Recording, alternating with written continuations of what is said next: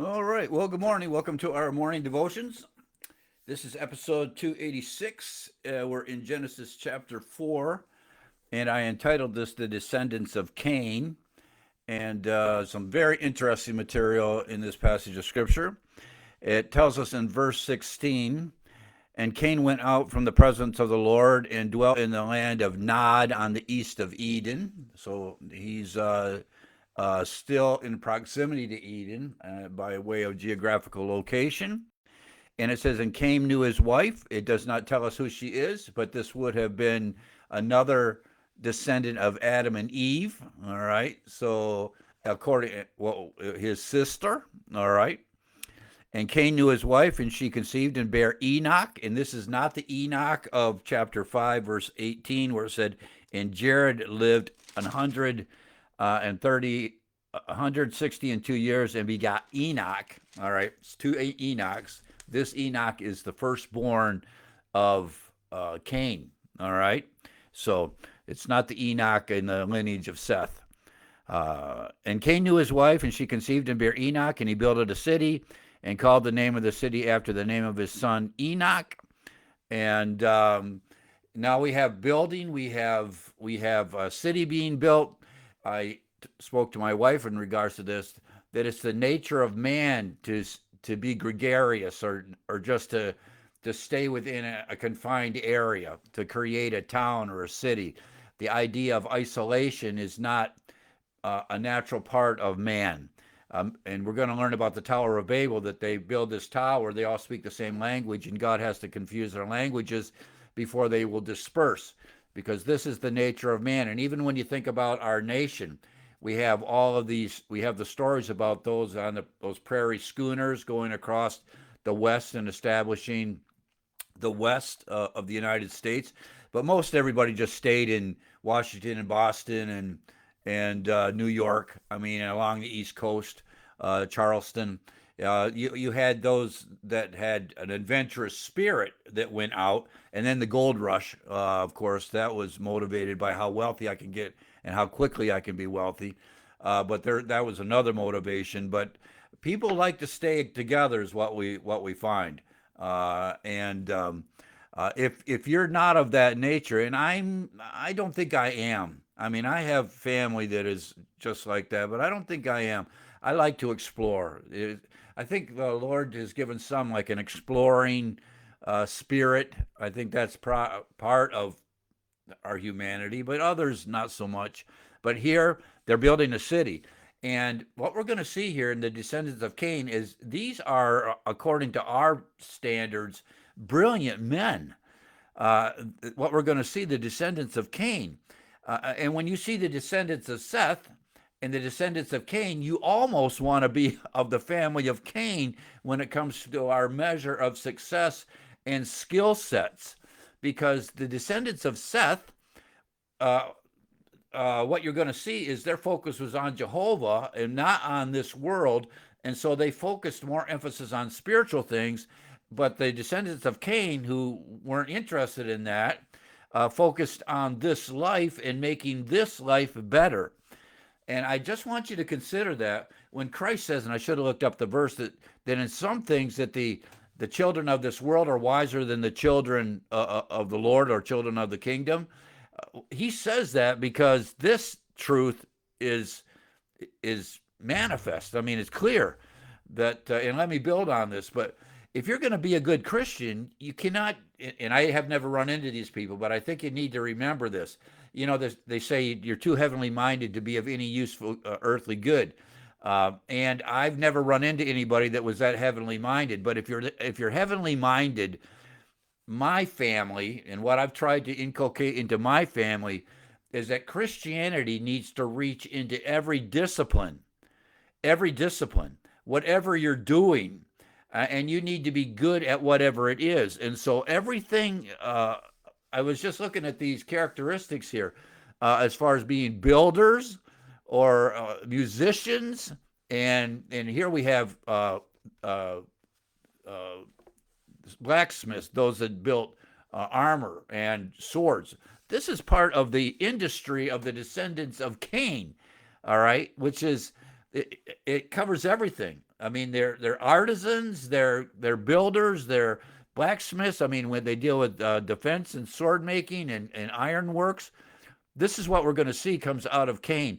And I would just say that needs to be our testimony as well as Christians, all right, as the Lord has given us skill. I think it's interesting too, and this is just coming to mind while I'm doing this, but it's interesting too that the first two guys that are filled with the Spirit, you know what they were? They built the tabernacle furniture for Moses from the plans that God gave him off of Mount Sinai. Uh, oh, Eliab, Holab, and Eliab. I think I might not be getting that just right, but these two guys who are the ones that are actually building the furniture, these are the guys that were filled with the Spirit, not preachers. The only ones you see filled with the Spirit, you see Joseph and Daniel, and they are administrators. When it comes to the prophets, the Spirit came upon them and left them. But for these administrative works and construction work of the tabernacle furniture, they were filled with the Spirit. Isn't that interesting? They weren't prophets in the Old Testament. So if you're going to be filled with the Spirit, be filled with the Spirit and be a good musician. If you're going to be filled with the Spirit, be a good mechanic, be a good blacksmith. If you're going to be filled with the Spirit, be a good builder. There you go. That is what it's about. I am filled with the Spirit. I'm walking with the Lord. I'm enjoying my salvation. And now I'm going to build a sword that's going to be like any other sword.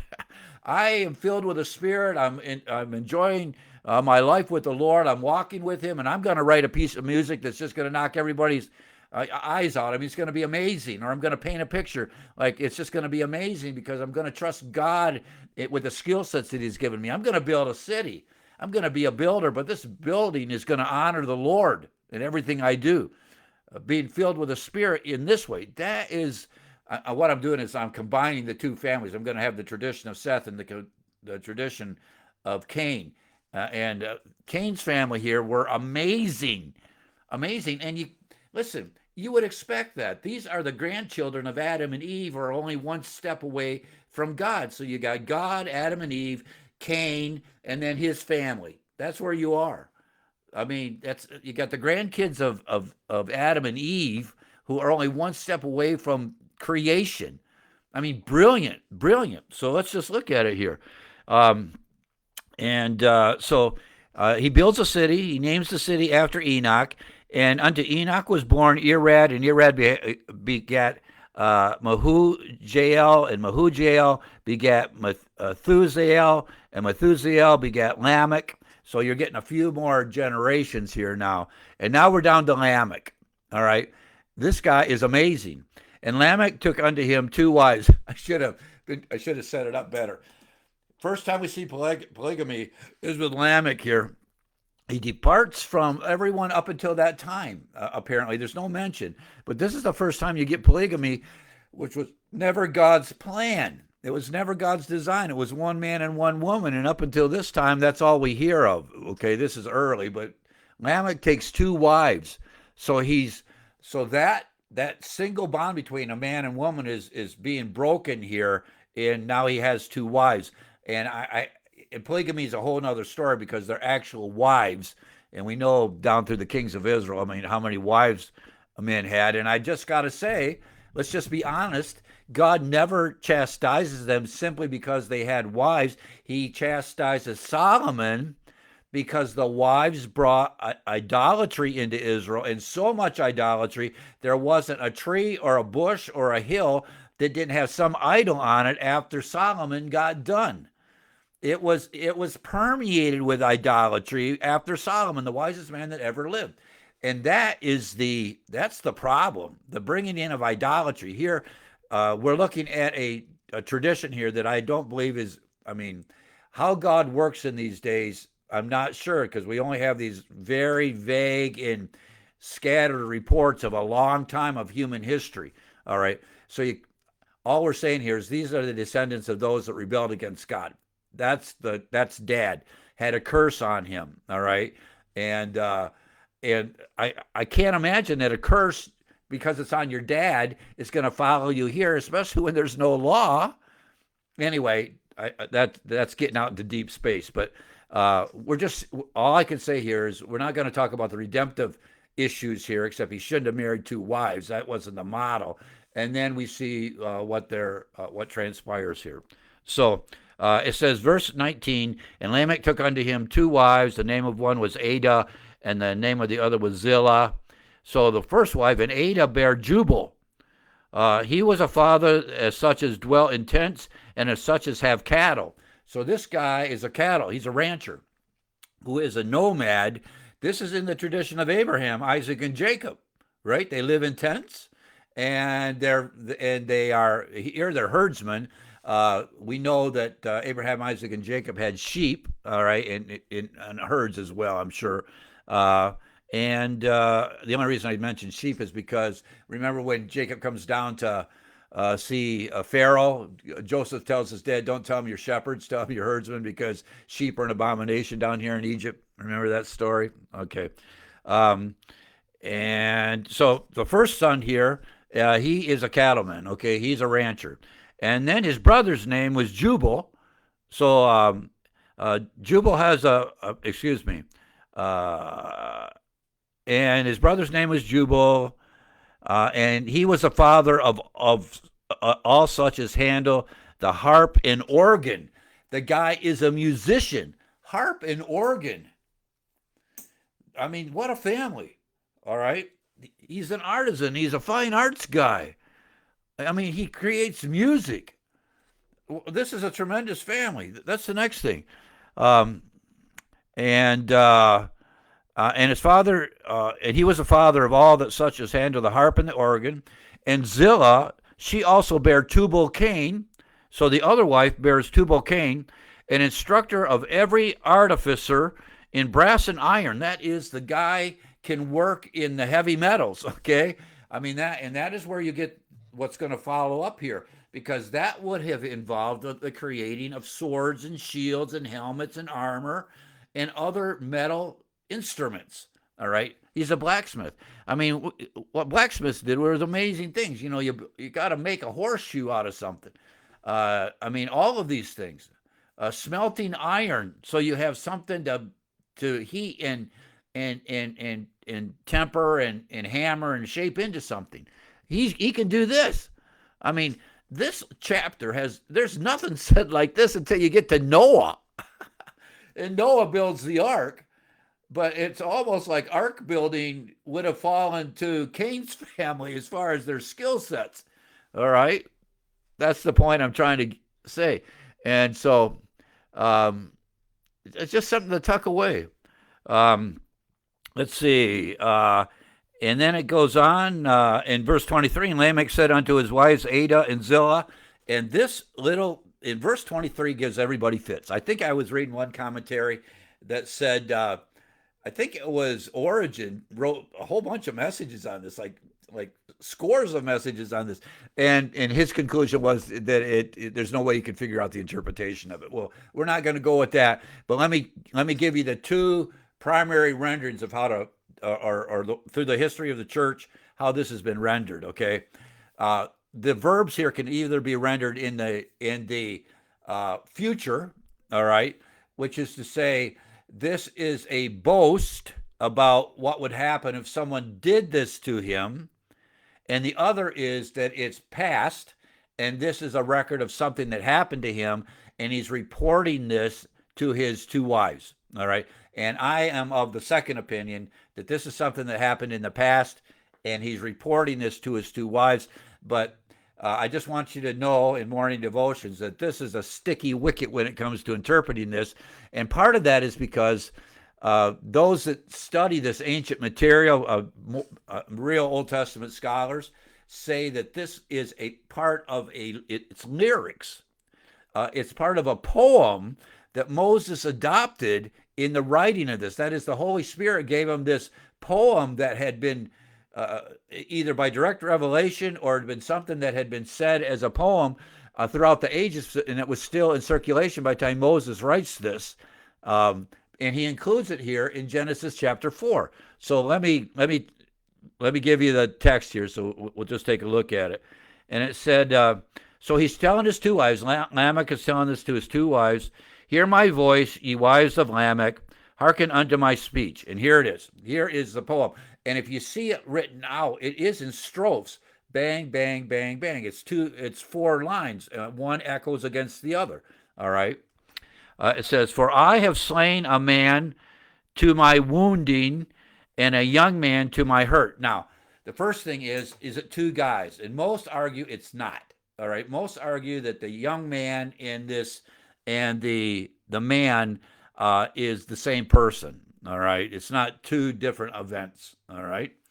Um, and it said, and let me essentially say, give you what it, I'll just kind of flatten it out for us here. He said, "I have killed a man in self defense for wounding me. I have killed a man in self defense for wounding me." That's my Pete Van Cleek paraphrase. All right. When it says, "I have killed a man in self defense for wounding me," and then a young man to my hurt, and then a young man, I have killed a young man, which would have been the same guy who hurt me. And that's why it's self defense.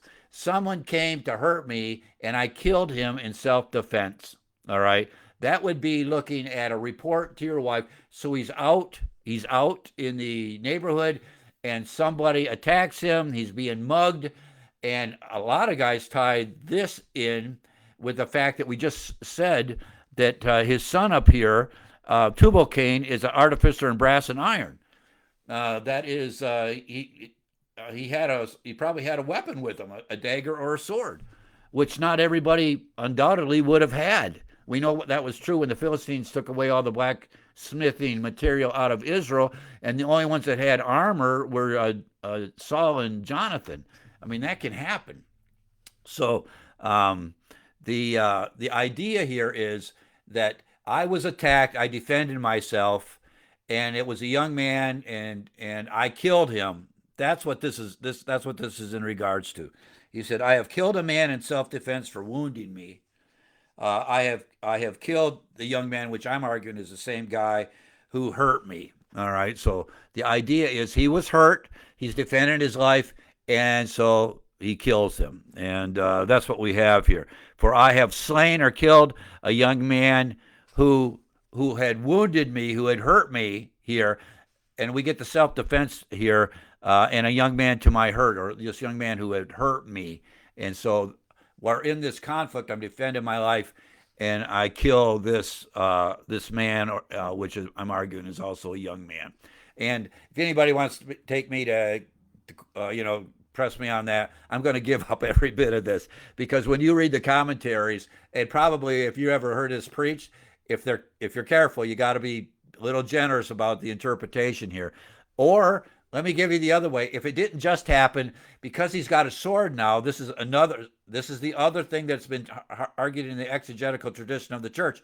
Because he has a weapon, he's speaking of the future. All right, these are future verbs, and so this whole thing is a boast. Like, if anybody comes after me to hurt me, I'm going to kill him. And which is essentially, in summary, what he's saying. If somebody comes after me because I'm armed, don't worry about this, my dear wives. I can take care of myself. That would be the other idea. One is something that happened in the past that he's reporting, or one's a boast of how he can do this in the future because he's armed. Okay? All right, there you go. That is verse 23. And then verse 24, this is wild, because he says this: "If pain shall be avenged sevenfold." Now, who said Cain was going to be avenged sevenfold? God did. He's saying God said if Cain was going to be avenged sevenfold, then and he's reporting to God. God's report about what if anybody touches Cain, he says, "Truly Lamech 70 and sevenfold," 77-fold, which is to say, the idea of that is if you would have, I'll just use this as vernacular, all right, but if you mess with Cain, if you touch Cain or kill Cain, a sevenfold the issues are going to fall on you. But if you mess with Lamech, it's going to fall on you 77-fold, 70 and sevenfold. You thought it was bad if you touched Cain or killed Cain, you come after Lamech, it's going to be 10 times more than that. Okay, that's Lamech. And we're just learning this about the family. Okay, and then there's a break in verse 25 and 26, and I'll just wrap it up with this. In verse 25 and 26, we have the last two verses of chapter 4 deal with the birth of Seth, because we need somebody to take the place of Abel, because right now all of Cain's family are, I mean, they're these they have these amazing skill sets, but they're not on the right track. All right, we need the right track, because by the time Noah gets around, they can't find anybody that's doing the right thing. All right, except Noah found grace in the eyes of the Lord. I mean, things get really, really bad. But here it says this in verse 25: And Adam knew his wife again, and she bare a son, and called his name Seth. For God, she said, hath appointed me another seed instead of Abel, whom Cain slew. So Seth is now in the place of Abel. We're going to get two traditions. We're going to basically get the believing tradition and an unbelieving tradition. And to Seth to him also there was born a son, and he called his name Enos.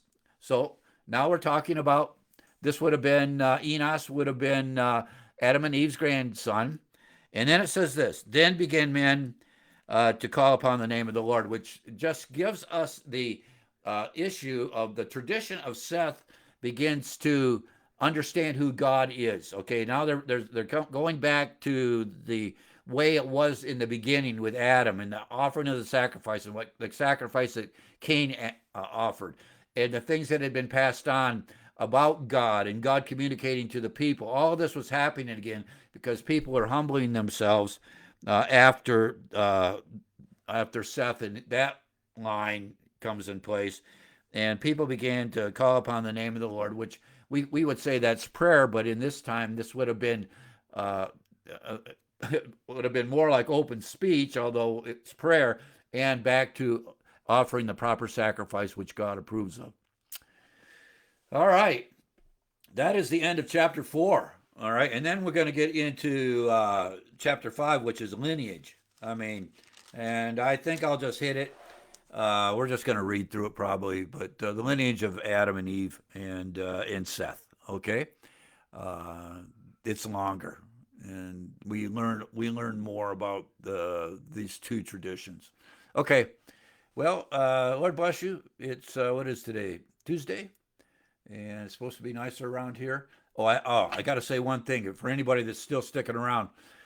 I'm going to be on the beginning on the March 3rd. Hang on. Yeah, March 3rd, Tuesday, March 3rd at 6 o'clock. We're going to start doing a series on canonicity. And let's see if I have my canonicity book nearby. I don't see it. Anyway, we're going to be doing a lecture series on canonicity. It's going to take 10 weeks. But I said we were going to hold it at the church that I attend. They have facilities for it. But I was talking to the pastor, and the Wi-Fi signal up here in the mountains is irregular. So just down the road from the church, there is the Dougspur Community Center, which is a public venue that is open to people in the neighborhood, and the people that care or administer the Dougspur Center attend our church. So I got a hold of her and asked whether or not, because they have Wi-Fi, and she's checking, and I just appreciated that. But she's checking to see if we can hold the lecture series at the Dougspur Community Center, which would be perfect. Chairs, tables, lots of space, lots of parking. And for those that might watch this that live in the area, everybody here in the Blue Ridge around Duxbury and Hillsville know exactly where I'm talking about. It's just across the road from the Duxbury Deli Mart, all right, here on Double Cabin. And everybody knows lots of places to park. It'll be a perfect venue, Lord willing. We're just praying to that end. But and I'll hold off here. But I think what I'm going to do is I'm going to run YouTube. It's going to be YouTube, not Facebook Live. And we're going to run my YouTube channel, which is Providence Baptist Church, Manassas, Virginia. Now, don't just put in Providence Baptist Church. Oh, Providence Baptist Ministries, excuse me. Providence Baptist Ministries, Manassas, Virginia. All right, that's the address. If you just put in anything else, there's a million Providence. But if you put Manassas, Virginia in there, it'll open up to our YouTube page. Okay, our YouTube channel. All right. Well, that's it. Just a lot of wonderful things happening. All right. And yesterday was my wife's birthday. We had a great day yesterday. So, anyway, you have a great day. And Lord willing, I'll see everybody tomorrow. Okay. We'll see you.